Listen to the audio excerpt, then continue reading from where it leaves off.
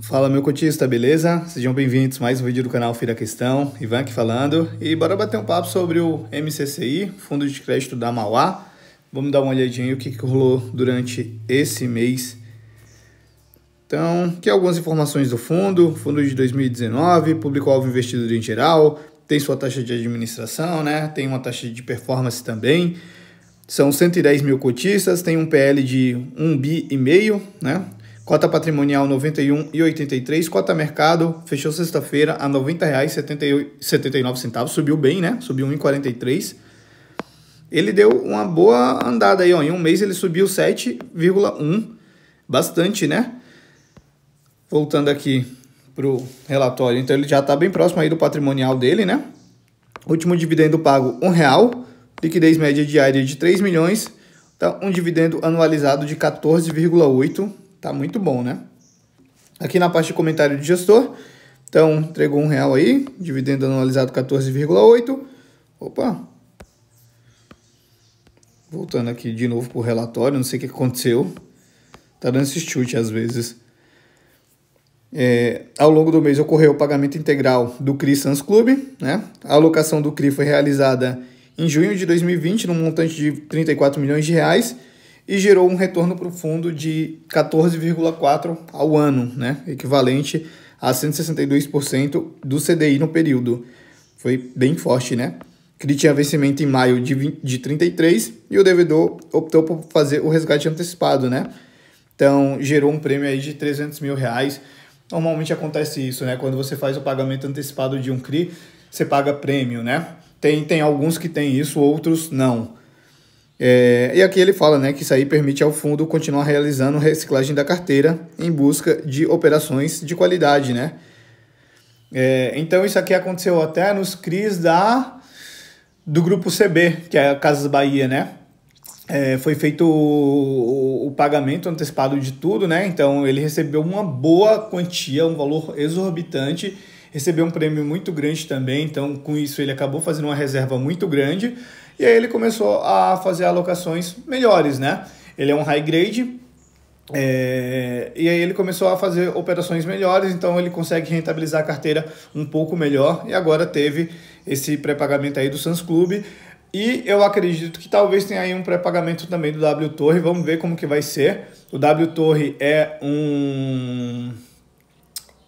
uma laje comercial, né, que estava dentro do SARI, que logo o BTLG adquiriu o SARI e com certeza o BTLG vai vender esse imóvel, né? Tinha dois imóveis lajes comerciais e um logístico. O logístico vai ficar dentro do BTLG, os dois imóveis comerciais eles vão vender. E aí eles fazendo essa venda, talvez, quem sabe não vai ser amortizado já, passar a régua aí nesse CRI, e aí ele vai receber uma boa quantia, e a gente vai ver o quanto que ele tem lá de exposição a esse CRI. Mais embaixo a gente vê isso. Continuando aqui, fala que segue alocado, né? De forma diversificada em ativos resilientes. 100% dos CRIs permanecem adimplentes, né? Temos aqui o guidance até o final do ano, que é de R$1 por mês, né? Ele colocou banda inferior 90 centavos e superior R$1 e ele está pagando esse R$1. Então aqui na composição do resultado a gente vê que em agosto ele girou 96 centavos por cota e distribuiu aí R$1, né? Mesmo utilizando 4 centavos da reserva, tem 53 centavos de reserva acumulada, que a gente vê tudo, gerou 55 centavos dos CRIs, 30 centavos de CRI mais correção, ganho de capital, né? As negociações que ele vai fazendo ali, 5 centavos o que gerou de caixa, 13 centavos de receita de fundos imobiliários, tem a despesa aqui de 7 centavos, teve que utilizar 4 centavos de reserva para pagar R$1. Que a liquidez, a gente já viu lá em cima, né? 3 milhões por dia. Aqui a gente vê a estabilização que ele tem do que é distribuído, né? Então, assim, isso aqui eu acho muito interessante nesse fundo. Ele é um pouco diferente do que a gente está acostumado, né? Então, por exemplo, eu tenho o Knip na minha carteira. O Knip é o seguinte, ele tem um mês muito bom, ele entrega um pouco mais. Tem um mês que não é tão bom, ele entrega menos, ele não lineariza ali, né? Não fica a mesma coisa. E mesmo tendo reserva acumulada, ele não utiliza para conseguir manter a mesma coisa, né? Então, assim, isso me desagrada muito. Aí o VCJR, que é um middle risk, É a mesma coisa, ele tem um pouco de reserva ainda, mas assim, normalmente era o seguinte, ele gerou 1,50, ele paga 1,50, ele gerou 70 centavos, ele paga 70 centavos e pronto.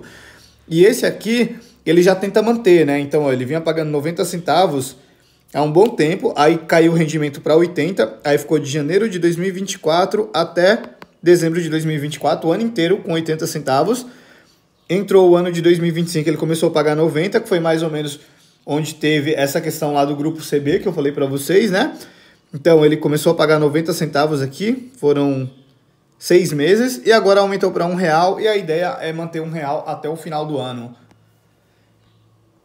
Aqui na DRE dele, a gente vê esse mês de agosto, né? O quanto que ele girou, total de receita, total das despesas, quanto que foi, 96 centavos, pagou R$1 por cota. Então, se a gente pegar aqui, ó, no acumulado de 25, ele gerou ao total 128 milhões e pagou 122 milhões. Então, a gente está vendo que ele está gerando até mais do que ele está pagando, né? Então, mesmo ele pagando esse R$1 até o final do ano, eu acredito que para ano que vem, se ele diminuir o guidance, ele vai diminuir e vai continuar pagando ali uns 90 centavos, eu acho que de forma tranquila, né? Aqui a gente vê a alocação dele como que tá, né? Então, distribuição por classe de ativo, 80% está em CRI, 9% em fundo imobiliário. Essa parte que eu não gosto dele, que é um pênalti para mim, essa e uma alocação específica que eles têm aqui, a gente vai ver um pouquinho mais embaixo, né? Tem 8% em caixa, bom valor aí, né? E 3% em alocação tática, que ele pega, compra, vende, é o que ele vai fazer num giro maior, né? Distribuição por indexador, ele é um puro IPCA, né? Marcação a mercado de 8,9. Distribuição por segmento, então a gente vê aqui logístico, comercial, varejo essencial e um pouquinho de residencial. E distribuição por região, São Paulo é a maior de todas, né? 2/3 aí. Aqui a gente vê a carteira de CRIs dele. Aqui nas movimentações, ó, o ponto que eu falei para vocês é ter 9% em fundo imobiliário, né? Eu acho que para mim fundo de CRI tem que ter CRI, ponto. E aí esse é um pênalti. O segundo pênalti é esse aqui, ó. A gente vê o detalhamento por ativo. Fundo da própria casa, o MCRE, com 3,3% do PL alocado nele. E aí a gente vê aqui o restante da lista dele. E assim, pô, um ou outro aqui que você fala assim, não, beleza, isso aqui eu acho que eu teria na minha carteira. Os outros seriam já algumas coisas mais, pô, não sei e tal. Então, RBRR é um fundo ok. Game, eu até gravei uma análise completa, vou deixar aqui nos cards para vocês. Eu achei ele bem ok, mas ainda assim, né, não, sei lá, é um fundo pequeno ainda, a liquidez é baixa, para um fundo que tem 9% em fundo imobiliário, é um volume muito grande, né? WHGR, que eu vou gravar também, é um fundo que eu acho bem ok.